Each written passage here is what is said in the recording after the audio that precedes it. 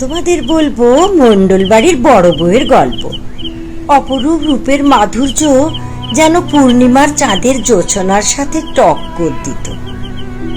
ভালো মানুষগুলোর জায়গা পরলোকে সময়ের আগেই লিখিত। ব্যতিক্রম ঘটেনি তার সাথেও।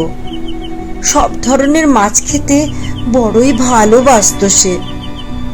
আজও যখন মাছের কাঁটাগুলো বাছি, তখন ভেসে আসে নিশার মুখটা। সে যেন এক মুহূর্তে বলে ওঠে,